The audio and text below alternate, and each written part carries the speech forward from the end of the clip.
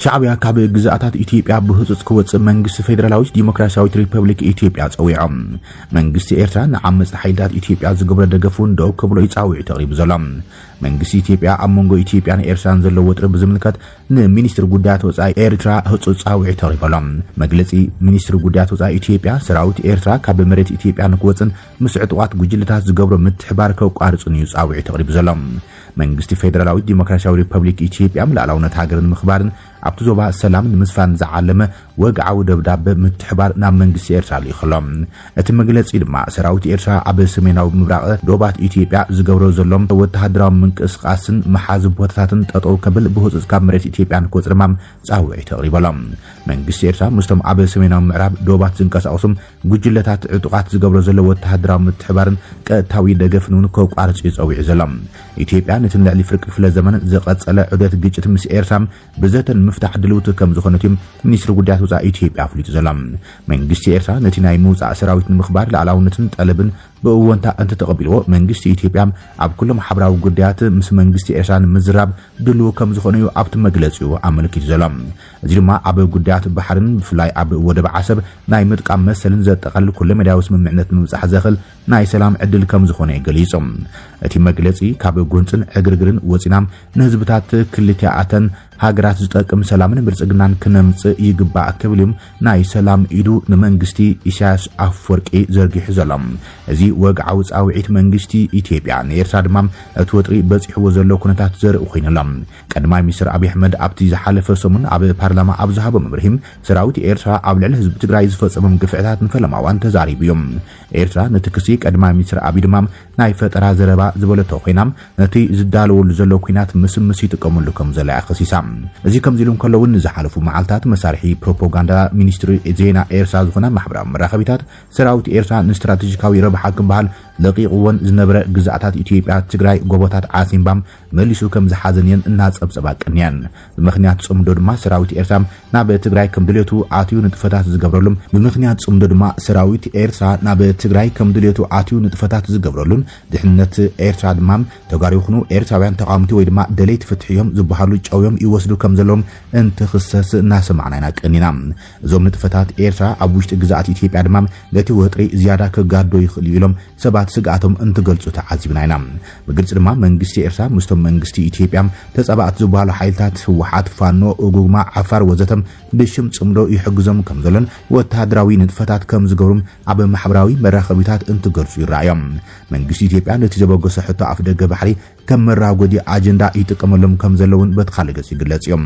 ተንተንቲ እቲ ኣብ መንጎ ኢትዮጵያን ኤርትራን ተፈጢሩ ዘሎ ከቢድ ወጥሪም ሃገራት ወሽመጥ ዓረብ ይዋሳሉ ከም ዘላዮም ዝገልጹ ዘሎም ብምኽንያት ኩናት ሱዳን ኣብ ዞባ ቀርኒ አፍሪካ ምትእታው ሓይልታት ወጻይም እናዓበይ ዝኸይድ ዘሎ ኮይኖም ኣብ ሱዳን መሻርክቲ ኢትዮጵያ ዝኾነት ሕብራት ኢሚሬትስ ዓረብ ንሓይልታት RSF ትሕግዝ ከም ዘላም መሻርክቲ ኤርትራ ዝኾነት ስዑድ ዓረብ ድማ መንግስቲ ጀነራል ዓብድልፈታሕ አልቡርሃን ትሕግዝ መንግስቲ ኤርትራውን ሰራዊት ሱዳን ከም ዝሕግዞ ዝግለጽ ኮይኖም መንግስቲ ኢትዮጵያ ድማ ነቶም ብኢሚሬትስ ዝድገፉ RSF ክሳብ ወተሃደራዊ ማዓስከር ምህናጽ ዝበጽሕ ሓገዝ ከም ዝገብርም ብወገን ጀነራል አልቡርሃን ዝኽሰስ ዘሎም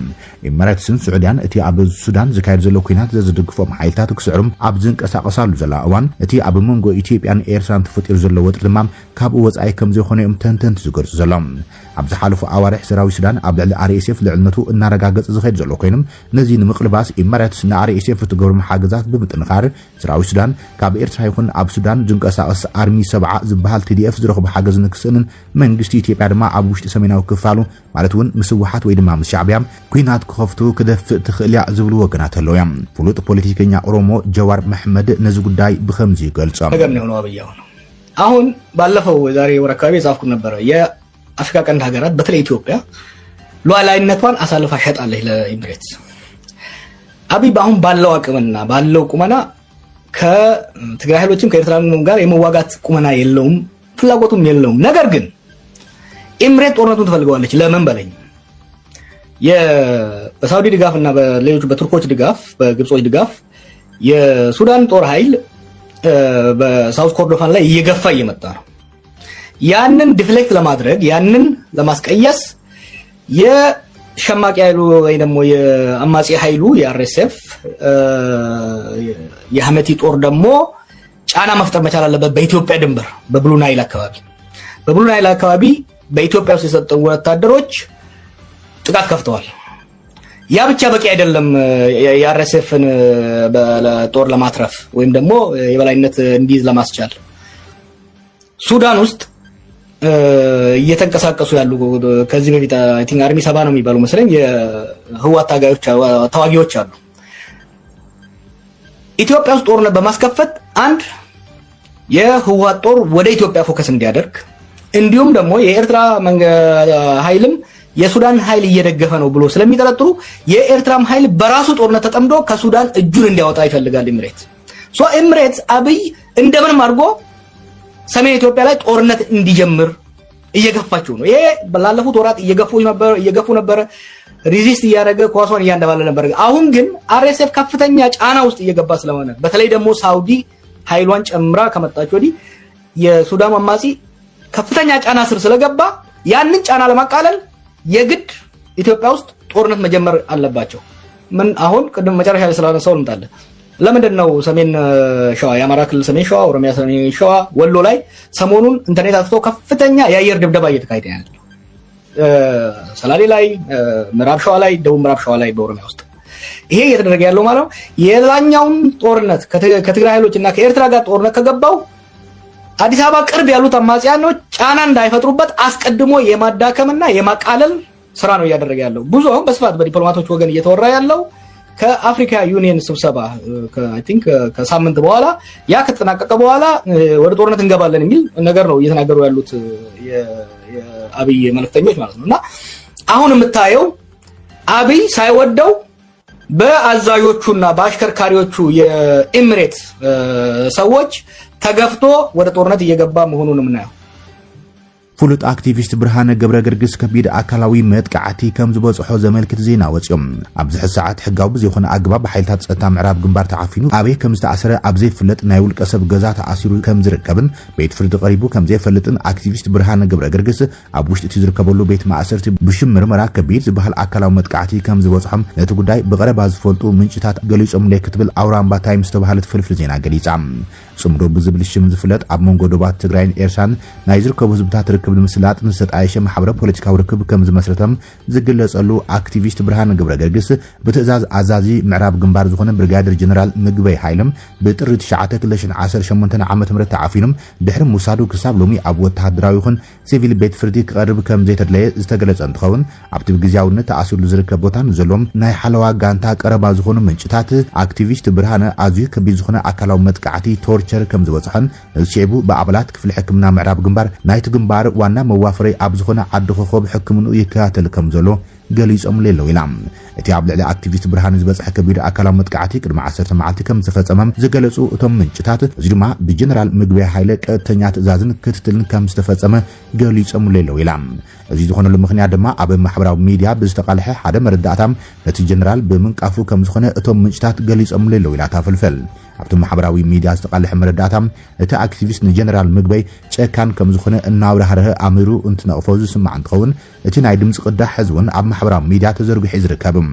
አክቲቪስት ብርሃነ ብዙይ ዝተልዓለም ናይቲ ጀነራል ናይ ውልቀ እስረኛ ኮይኑ ከም ዘሎ ዝሕብሩ እቶም ምንጭታት እቲ ማእሰርቲ እውን ተካላዊ ኣሰራርሓ ብዘይተኸተለ ኣገባብ ከም ዝተፈጸመን ዝምልከቶም ማሕበራት መንግስቲ ከም ዘይፈልጥዎን ይሕብሮም። ከም ሓበሬታ እቶም ምንጭታት በዚ ኣገባብ እዚ ዝተኣሰረ ብርሃነ ገብረ ገርግስ ቅድሚ 10 መዓልቲ ኣካላዊ መጥቃዕቲ ክበጽሖ ተሎም ውንኡ ስሒቱ ከም ዝነበረን እቲ ዝበጽሖ ጉድኣት ከቢድ ካብ ምዃኑ ዝተልዓለም ናብቲ ዝተገለጸ ናይ ግንባር ምዕራብ ማእኸል ሕክምና ብዊልቸር ከም ዝተወሰደን እቶም ምንጭታት ገሊጾም ሌለው ክትብል እያ ኣውራምባ ታይምስ ጸብጺባ ዘላ።